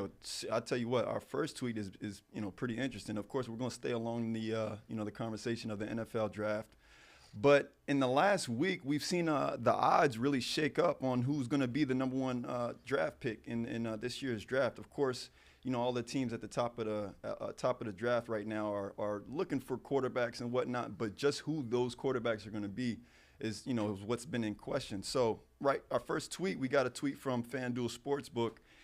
And Will Levis, he's the topic of this conversation right now, right? So on Sunday morning, his odds to be the number 1 pick was plus 4,500. If you're not familiar with betting, basically means it was pretty unlikely that he was going to be the number 1 pick. Then yesterday, so this tweet is from yesterday, it said that the odds changed from plus 4,500 to plus 850, and then now his odds are currently plus 600. So that means basically that he's, it's pretty likely that he could possibly be the number 1 pick in the NFL draft tomorrow. So, Brandon. That's suspicious. Very suspicious. Very suspicious. When do you think Will Levis will be, hear his name called tomorrow? Well, Ashley, so who was I just talking to? I asked somebody, is he a top 10 pick? And they looked at me and said, absolutely, right? So I think he'll go in the top 10, and him going 9, 10, that could be him falling, right? Because there are a lot of people that's high on him, and there's going to be a lot of action. Don't forget, there's still a lot of teams that can trade up, trade back. They can do some cool things. So I think he's off the board before the 10th pick is gone. I just Googled Will Levis. And NBC Sports says, don't believe everything you read on the internet, right? And like if you read the article, it goes into some things, but I'll let you guys do it on your free time. Ashley, you talked about this is suspicious. To me, it's like business, right? This is the whole betting, gambling space, right? Like that's somebody in that world getting stuff riled up, because that's one of the biggest partners outside of a network, the NBC deals, the CBS deals, the ESPN, now Amazon, YouTube's in the play. The next big space is gambling, right? So now you're creating action before the draft. That's what this is to me. They looked at Will and said, he is the best person to get more people on our platforms betting. That's what that says to me, Ashley. What are your predictions, though? Where do you think he's going to get picked up at, Ashley? I don't think it's number 1, but probably I would say top 10. I agree with Brandon. Yeah. So we'll see. Yeah, we'll see. I thought that was very interesting, though, because Will Levis, I mean, as all the way up until I'd say about yesterday, the talks have been around C.J. Stroud or Bryce Young, and even we going back a couple months. C.J. Stroud's name has been kind of dominating that conversation at going number 1. So. We'll see. But you never know, man. People do wild things. It's like preference, right? And you sit in these rooms, you interview people, you never know what's coming up, right? Like, I didn't think Baker Mayfield was going to go number 1 overall. Who thought that the 49ers was going to move up, do all of that to go get Trey Lance, right? So it's going to be interesting for sure. You never know what can happen. Well, listen, one of our producers, JP, just texted me and said that Frank Reich, am I saying his name right? Reach? Frank Reich? Right. Loved Carson Wentz. And Will Levis is Carson Wentz 2.0. So there is a chance, because the Carolina Panthers do pick number 1. So just keep that in the back of your mind, folks. Yeah. That'd be a wild. You know what? You know what? You know who texted me yesterday? Oh. Josh McCown. And you know who is the quarterback coach of the Carolina Panthers? I believe it's Josh McCown. Oh, wow. I need to text Josh McCown and get his thoughts. Yeah, I got to learn how to be an insider. Yeah. Like we have this, we have the access to get the scoops, Ashley. We just got to use it. We got to open up our dang Rolodex and ask these questions. He literally texted me yesterday. You know what he texted me? He said, because we were trying to get him on the show, because there's a lot of talk about him potentially being the head coach of the Houston Texans. And he was like, yeah, no, it's not. The timing's not right for me, right? But there definitely was discussions there. I was like, yo, come on the show. And so after he saw who we had these past 2 weeks, he's like, after seeing who you guys been sitting down with, I'm convinced that I don't deserve to come on. So that was Josh McCown yesterday texting me. But I'm going to hit him up, and I'm going to ask him about this Will Levis guy, and then I'll tell you guys tomorrow what he says. All right. Looking forward to that one. All right, let's move on to our next tweet, right? So our next tweet we have from Kay Adams, right? And recently she had Von Miller on her show, on the Up and Adams show. And she said that Von Miller said that he would choose quarterback Josh Allen over Aaron Rodgers any day. And we actually have a video from that interview with him. Let's take a look at it. It's Aaron Rodgers, and that Jets team was already crazy before. They're already competitive, without Aaron Rodgers. Their defense is one of the best defenses in the league. You got Quentin Williams and Sauce Gardner, and got great linebackers. Got C.J. Mosley. Man, they got a tough team. They got Garrett Wilson is one of the best receivers already. Offensive line was injured. They're getting some big time offensive linemen back. Breece Hall was killing the league. Like, they already had a tough team. I'm at peace though, because we have Josh Allen. I thought that was funny because he said, I'm gonna let Brandon take this one. I can't wait. I'm gonna sit back and just get my tea ready and enjoy this because I already know he about to go crazy. No, I thought that was funny though because he said all of that to say that Josh Allen was better than Aaron Rodgers. I got Josh Allen. Yeah, I'm not gonna do that, Corey and Ashley. I'm not. This is like he's supposed to say that. Right. He has to say it. That's his teammate. Of course. What do you expect him to do? Think he's supposed to come out and go against his guy? This is him being a great teammate. One thing we know about Von Miller, he's always been that, right? Like, go back to the Denver days. He's been a guy, we had him on the show. Remember, Ashley, he talked about building out his basement, his house and his basement to actually fit some of his players. He had one guy that was like 300-something pounds and a big old rear end, whatever. So he got his bar stools to fit him. That's just him being a great. You don't remember that? I do, but it's the way you retold that story that was fascinating. What am I supposed to say? You said big old rear end. Right. You missed your pause moment. No, he's supposed to say this, but everybody knows that Aaron Rodgers is the better quarterback. Wait, right? Josh so let me Allen's ask you a question. If he's supposed to say that because that's his teammate, if you were still on the Chicago Bears and I was interviewing you and I said, Brandon Marshall, who's the better quarterback? Aaron Rodgers or Jay Cutler? Who would you say? I would say, look. But you gotta go with your teammate, Brandon. All right, let me get you. Let me role play right here. Okay. All right, you Brandon ready? Marshall, welcome to the show. Just want to kick things off with something light real quick. Better quarterback, Aaron Rodgers or your quarterback, QB1, Jay Cutler? Well, first off, Ashley, before I answer that question, I just want to say I'm a big fan of yours. I really appreciate you having me on the show. It is a true honor. Thank you. But to answer your question, I would say, look, 2006, I shared this year with Jay Cutler, right? And this is one of probably the most important, one of the biggest moments of our life. We were drafted not only the same year, but to the same team, right? He went first round, then we took Tony Scheffler in the third, then they came around and took me in the fourth. And ever since that moment, right, like we created this unbreakable bond. No matter what we go through, the highs and lows, it doesn't matter. Interceptions, drop balls, it doesn't matter. That's my guy. You remember T.O.? Remember T.O. came out, Tony Romo, that's my quarterback. That's my quarterback. That's my quarterback. I'm going to war with Jay Cutler over anybody else. Tom Brady, Peyton Manning, Patrick Mahomes, don't matter. Dak Prescott, Lamar Jackson. You can bring Joe Montana back, Joe Burrow. I don't care. I'm rocking with Jay Cut.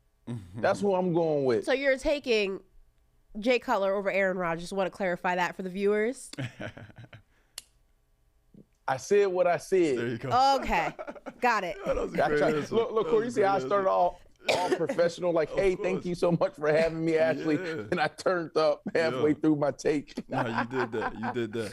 But no, hey, well, I'm going to have you still rank some quarterbacks here. Luckily, no, but hold on, a timeout. Let me say this, though, Ashley. This is true. This is a true story. So he tricked me. Jay Cutler tricked me. He tricked me. So 2014, I want to say, I had one more year left on my deal. Just came off of an all-pro year, 1,500 yards, 14 touchdowns, something like that. It was a wild year.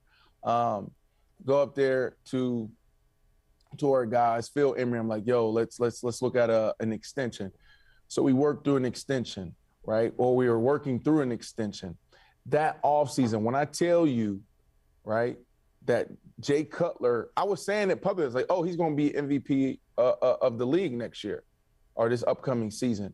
Spectacular. Not only what he was doing on the field, because we always saw him make all the throws and he was extremely special there, but the way he was leading, like he was running the show. And then we also had an amazing dinner, right? And this one we took Alshon Jeffrey, so maybe it was a year before. And we went to Mastro's and he and I sitting there ourselves, and we had two bottles of wine. We finished both bottles of wine, and we were watching a draft. And he said, here's my goals, and he rolled it out. And then he followed that up with an amazing offseason.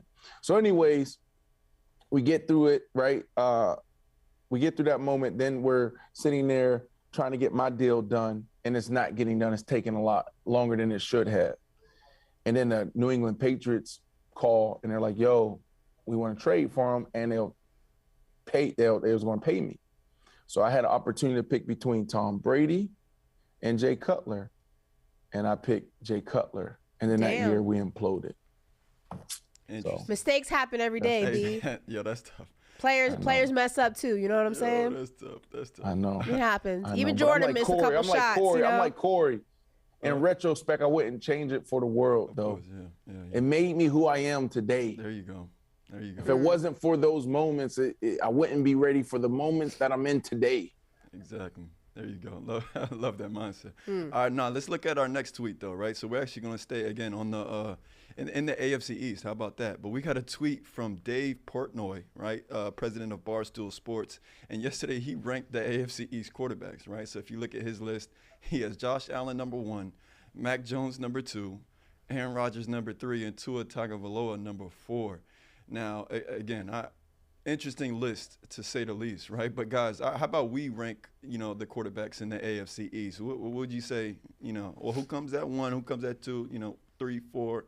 How you guys see it? Mac Jones being number 2, please get out of my face. This is why Barstool's a joke. Like, be for real.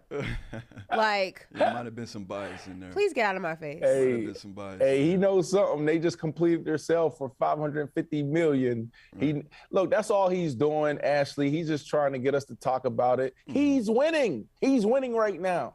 He knows how to get the clicks. He knows how to get the views. He's winning right now.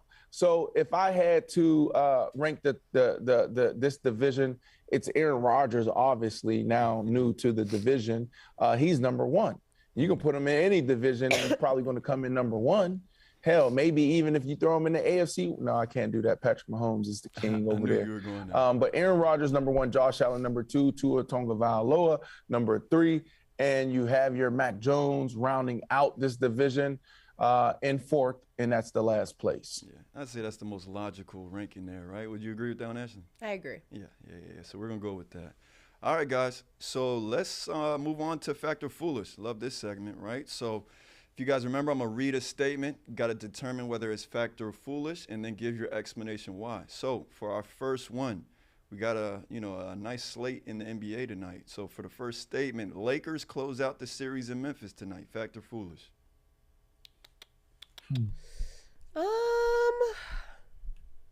I'll go fact.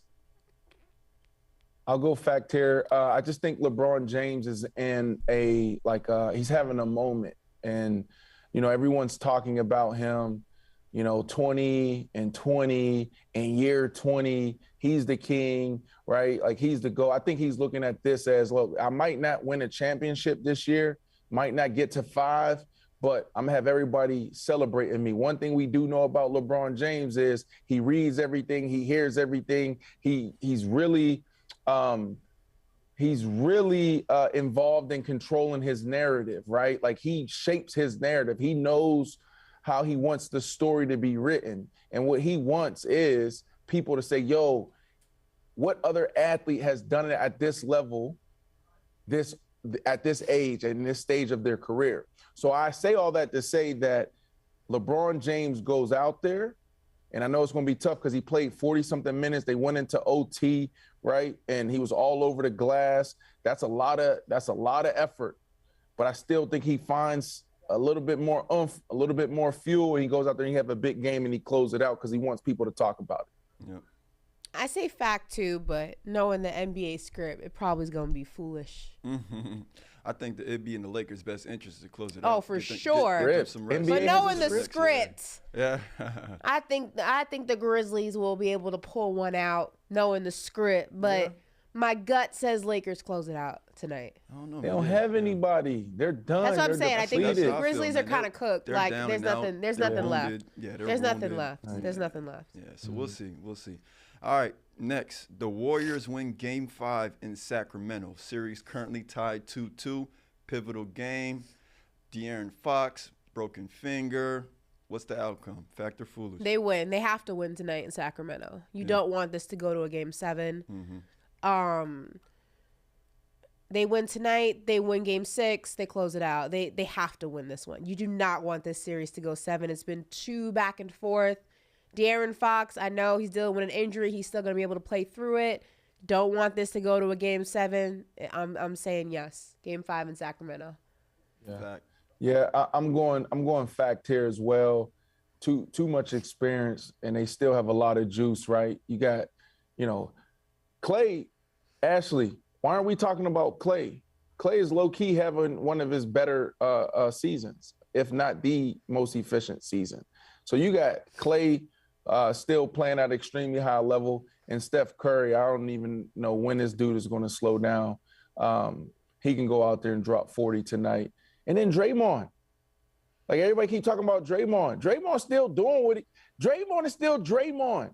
Can we get off of Draymond? Like, if you go back to the years that he was in his prime, he was giving you 12, 13, 14 points, 8, 9 boards, couple assists, couple ejections. He's still Draymond. This is a scary team. Warriors on the road, though, make me nervous, man. They do. Yeah, hopefully they can. Oh, you're one of them, Ashley, that say, oh, you can't turn it on in the playoffs because they struggled all year. You're right. They struggle all year. That's what I'm saying. On the road, they make me nervous. Like, let's be honest. Like, I don't know. I wouldn't be. I mean, they need to win this game. I would not be surprised if they lost it, though. Yeah, we'll see. They took the momentum last. They took the mojo. They got the mojo right now. Yeah, I tell you, you saw Clay after the game doing all this. Everybody was just. And that was an intense moment. The question is, do they have enough energy? Right? That was an intense game. Yeah. Intense. Yeah, no, it was. Exciting. But look, you just said the Warriors got the mojo. I'll tell you somebody who really has the mojo right now. That's Jimmy Buckets, right? So for our next line, Jimmy Butler scores more than 35 points tonight against the Bucs in Game 5. Fact or foolish? Foolish. He's averaging 37. I think he's going to have a little bit of a calmer game in Milwaukee. I think we're going to see more from Bam Adebayo and the rest of the cast to kind of help him out a little bit. I think that he went into Super Saiyan mode. It was sink or swim in Miami. I think that you're going to get a more complete performance from Miami tonight, that you're not going to need like this like over-the-top performance from Jimmy. Also, like, let's be honest, if they lose in Milwaukee, they come back to Miami, they have a chance to close it out on their home court. Then I'd expect a more explosive performance from Jimmy. I think we're going to get a little bit of a calmer one tonight. How do you see the series ending? I think Miami wins it in 6. Wins it in 6? Yeah. Brandon, what you got? Okay, so 35 points. So 35 divided by 4 equals 8.5 points a quarter. He exploded in the fourth last game for 20-something points in the fourth. So he's capable of having a big quarter. 8 points a quarter. What is that? 4 buckets. and his name is Jimmy Buckets. I'm taking the over on a 35. This is a fact. All right. She's like, I can't with him. She's like, what is he doing? Actually, Jimmy Butler in a game like this, he's another athlete. All right, Rain Man, come on, calm down. Let's move it along. All right, seriously. Hey, you got them winning tonight though? You got them winning tonight in Milwaukee? Yeah, I got Jimmy Buckets going for 40. You know, 10 points a game, 10 points a quarter. You know, I see him having a big game. He's in a moment. Y'all are missing this. Y'all got to understand when there's some of these athletes that have these once in a lifetime type of opportunities. He goes out there. Remember we were just talking about what was that yesterday or 2 days ago? Yes, we were talking about. You asked the wildest question. You said, is Jimmy Butler could he potentially go down as the greatest Heat player ever? Yeah, right. And then you got everybody else on all these other networks talking about, was this one of the greatest playoff outings ever? Like, come on, he sees this, he hears that, he's going to double down. They win this, and he has 40. Sheesh, close the series out in Milwaukee. That'd be a beautiful sight to see. All right, next one. Devin Booker averages over 30 points per game in round 2 versus the Nuggets. Their matchup's already been set. Nuggets advance, Suns advance. How do you think Devin Booker pans out in the series next? Man, I wish this was an over-under type question. Man. I'm not even looking forward to this series. Like, the Nuggets kind of like, no shade. One of my good friends is from Denver, born and raised. The Nuggets bore the hell out of me watching them play, bro. It's like watching paint dry. Like, and I'm a basketball purist, but like, god dang, sometimes it is hard. Like, I was watching that Timberwolves, and I was like, I can't do this. I can't do it. They're a good team, though. They're a great team. It's just not always the most exciting. Over. I would say, yeah, their defense is a little you know. So they got some good defenders though. Yeah, it's a little Yeah. I wouldn't doubt that. I'd take that bet. All right. So she's I really enjoy watching how KD and Devin is playing well together, and how they're playing off of each other. It's pretty cool to watch. Yeah. This is a tough one. That means he's sensational. And you have KD on the other side. KD could easily average 30 points in this series. I'll take the over. Again, another athlete in a moment, right? Like, what's your place? We know about Chris Paul. Is he the point guard? He solidified his place in history. KD solidified his place in history. What is Devin Booker's? Like, he's another athlete, another basketball player having a moment. I see him continuing to be sensational throughout this playoffs. Yep. I agree. All right, moving on. All 4 quarterbacks drafted in the first round start day 1. Fact or foolish? All 4 quarterbacks drafted in the first round start day 1. Yep. And we know those names. So right? Bryce Young, C.J. Stroud. Who you have? Yeah, so it's Bryce Young, C.J. Stroud, Will Levis, Anthony Richardson. I'll say. Dang, who can Anthony go to? I'll say foolish. Yeah. I think Anthony is a guy that could potentially sit for a year. Yeah, depending on where he goes. Yeah. I see him going to the Seahawks. I think the Seahawks are like around like the 6th or 7th pick in the draft. And what happens there if he gets drafted there? Yeah, see, and that's the thing. They already got their guy in Geno Smith, right? So that's why I'd say this had the opportunity to be a foolish, but it depends on. I mean, we never know, right? We don't know where Anthony Richardson goes. We don't know if there's a team, before the Seahawks that are really liking him right now. So depending on where he lands, then I could say this could possibly be fact, but it's all up to where he lands at the end of the day. But Ashley, what you think? Fact or foolish? I'm gonna say foolish too. Foolish? Yeah. Yeah. So it all depends on where these guys land up, but we'll see. We shall see. All right, next one, guys. Lamar Jackson sits out next season. Fact or foolish? I am emotionally drained and exhausted from the Lamar Jackson conversation, and I would very much like to remove myself from this narrative. What? All right, well, I won't. I'm going to go foolish here. If he didn't take that picture with OBJ, where was it at? It was Liv. I said no, it wasn't a picture. It was a video of them in the club. What was it, Liv? Mm-hmm. Was that an old video or was it a recent video? No, it was after Odell got signed to the Ravens. Oh, so yeah, they were. It was recent. Yeah, like if that didn't exist, if that didn't happen, I would say fact, right? Because I kept saying Lamar Jackson, he's from Pompano, Florida. You know who else is from Pompano, Florida? Kodak. Remember all of that I was saying? Right, exactly. If he didn't do that, then I would have doubled down on that. Like, yo, he's dug in and he wants what he wants, and he'll probably be willing to sit out to get it.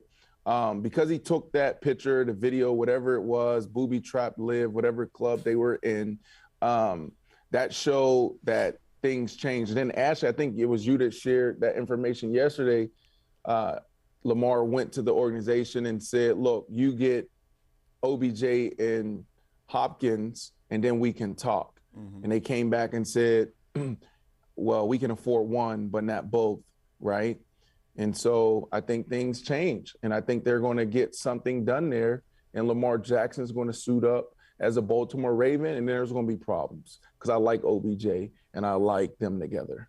Yeah. Brandon, how soon do you think this happens, right? Because, I mean, we thought we were going to get an update, like, closer to draft day, right? Like, does this happen now? Like, I mean, I doubt it happens before draft day, right? We're only a day away. Now, I think it happens before training camp. Yeah. I think the Ravens and Lamar are going to come to an agreement. I don't think he's playing on the franchise tag. I think he's going to get his deal. Yeah.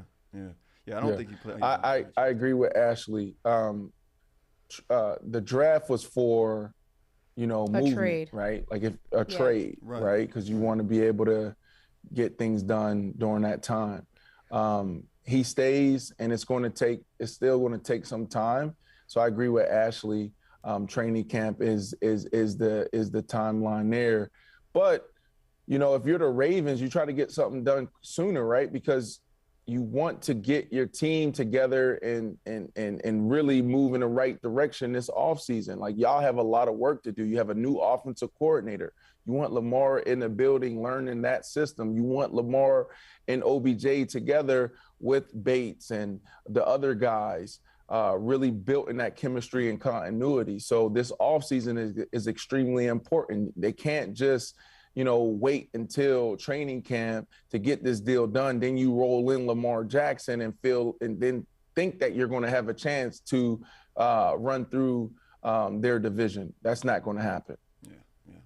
Yeah, we shall see what happens with the Lamar Jackson saga. All right, moving on to our last fact or foolish statement.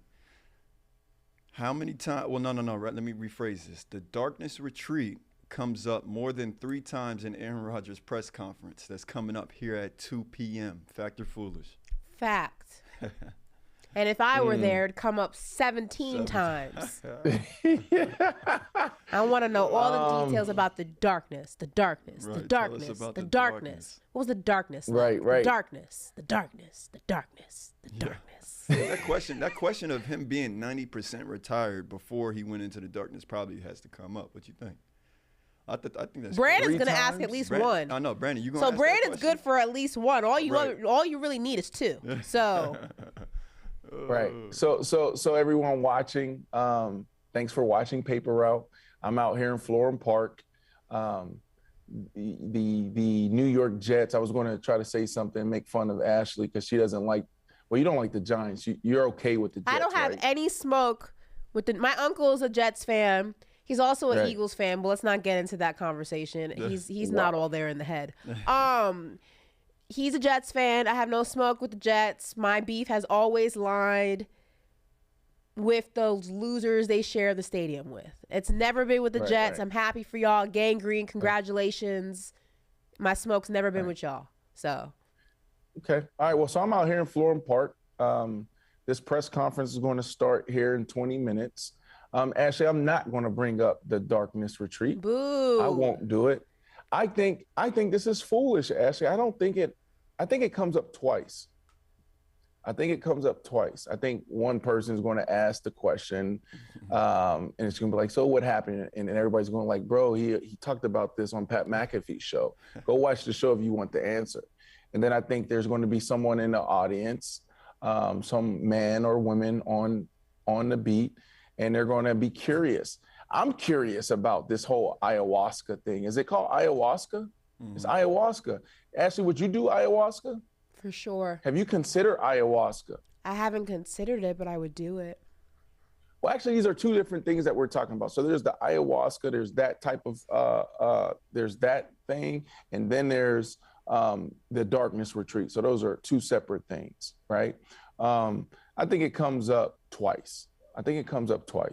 But I am interested in the ayahuasca thing. Maybe that's the question. If you had to pick one, is it ayahuasca or the darkness retreat? Which one brings more light? Maybe that's my question to him, Ashley. So maybe I will bring it up today. Which one brings more awareness, clarity, mental heightenedness? Which one brings you closer to God? I'm going to ask him that question. That's going to be my first question today. All right. Everybody in the room. So I may ask him, hey, look, you can only pick one. I'm going to set them up, Ashley and Corey. All right, Devontae Adams or Jordy Nelson. You can only pick one. Boom, and then he answers. What do you think his answer is going to be, Ashley? Jordy Nelson or Devontae Adams? Devontae. Yeah, I was thinking Devontae. That's close. That's debatable. Okay, but let's say he goes with Devontae. Then I'm going to come back around and I'm going to ask him, I'm going to say Malibu or Honolulu, because he lives in both places in the off season. What do you think he's going to say, Ashley? Malibu. Okay, he may say Malibu. What do you think, Corey? He's from California, so. I know. Yeah. With that being said, I think he might say Honolulu. Then I honestly didn't even know he had a residence there in Hawaii. That's pretty cool. And then the last question I'm gonna ask him is how I get to him. Right? Boom. All right. The darkness retreat or ayahuasca. You can only choose one. What is he gonna say? Ayahuasca. Ashley? That darkness retreat just sounds like very lonely, cold. And maybe a one-time thing too. Claustrophobic. Yeah, ayahuasca sounds like something you can do on a regular basis. Yeah. You know what I mean? How is ayahuasca consumed? What is it? You drink it. It's a drink? Mm-hmm. Oh, okay. Ashley knows. Look, Ashley knows. Ashley did it. Yeah. I know all about natural remedies and ways to heighten your enlightenedness, if you will. I mean, I can imagine this isn't you into psychedelics, Ashley? I like to just bring myself closer to God. Can you go to the store and just buy ayahuasca? You cannot. No? No. Where do you even You don't find get it at Target. That's what I'm saying. Where do you even find You have ayahuasca? to it's if what I read about it is you have to Tell us about your experience, Ashley. I've never done it. No, but what I read about it, you have to get it from. There are people who are, I don't know what the terminology is. I can't remember it right now, but there are people who are you have to go to certain retreats. Oh. And there are people who are trained to it's a certain tea type. Facilitators, maybe? Yeah, facilitators basically. You can't just buy it. And they educate you on it first, I'm assuming. Is that they educate you on it. I believe if I read it correctly, you have to cleanse your whole body out before you can consume it. You can't just do it on a full you have to literally clean your whole body out in order for it to really it's get a weird full benefits. Yeah. Interesting. Ayahuasca. I mean, I don't know. I'm kind of intimidated by that. It sounds like a process just to consume it. I mean, people swear by it though. It swears that it heightens their enlightenedness. I believe Machine Gun Kelly and Megan Fox did it. They went to a whole retreat in Costa Rica. And did it with a small Costa group of people. That's what I'm envisioning. I'm envisioning you have to go to a jungle or something like that. I believe it goes back to Mayan, Aztec. Yeah. Days. They would use it to bring them to a level of spiritual awareness or something like that. So I think that's the area that you'd probably go do it in. Y'all want to take a trip? For real. Maybe I ask him ayahuasca or marijuana. Maybe I ask him that question. What do you think he'll say there? Ayahuasca. Jeez. Yeah, he definitely gonna say ayahuasca. Ayahuasca.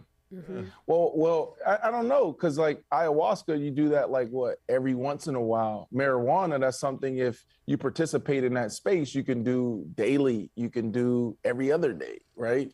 So I don't know. I don't think it's an easy layup for Aaron if I ask him that question. JP just texted me. It's called a shaman. A shaman. Yes, a shaman is the administrator of ayahuasca. Wow. So you have to find a shaman to go ahead and administer the right amount of an ayahuasca dosage. So that's the show, guys. We got to get ready for this 2 o'clock presser. Yeah. I'm going to be reporting live here in Florham Park, New Jersey. My last question before we end this show, Ashley, when you go to Costa Rica and you do your ayahuasca through your shaman, who do you want to be in your cave with you? Who will you take? You could take 3 people in the whole wide world, dead or alive. Who do you want to do ayahuasca with? Bob Marley. Okay. Dang, that was quick. Yeah, Bob Marley would be one for sure. Yeah, that's cool. Probably Morgan Freeman. Gain some knowledge. What? That was so random. No, I feel like Morgan Freeman would start talking, and I think it was the voice of God. Like, you know what I mean? Like, I feel like we'd have a very deep or Denzel. Morgan Freeman / Denzel, one of those guys. I feel like I'd have a very in-depth convo. I need a girl in there. Probably Rihanna, just for the fun of it. You know what I mean? I need someone to spice things up a little bit. Yeah. That'd be my group. Bob Marley, Rihanna, Morgan Freeman / Denzel Washington. Interesting. We got to watch out. No, let me stop. I was about to say about Morgan Freeman, but that's your list. That's your list. Wait, okay. What's wrong with Morgan Freeman? Okay, I don't want Morgan Freeman if there's something there. Nothing. I ain't saying nothing. Okay, give me Denzel. Just give me Denzel. I'll take Denzel. Okay. All right, guys. Brandon Marshall, Ashley Nicole Moss, Corey Holmes, here on Paper Route. We will see you tomorrow. I'm getting into my reporter voice. I'm about to go out there and ask my question to Aaron Rodgers. He is now a Jet. The Jets will win the Super Bowl in year 1. Aaron Rodgers, after he wins this Super Bowl, Ashley Nicole Moss, he retires. He goes into a darkest retreat. He comes out and says, guess what, guys? I'm still retired. I'm not coming back. And then you're going to have Woody and everybody else asking him to come back. And he's going to say, no. I delivered on my promise. And then the Green Bay Packers, Brian Gutekunst. You know what Brian Gutekunst is going to say after this year, Ashley Nicole Moss? I should have never drafted Jordan Love. Should have stayed with Aaron Rodgers. Sheesh. Brandon Marshall, Ashley Nicole Moss, Corey Holmes. We'll see you tomorrow. Peace.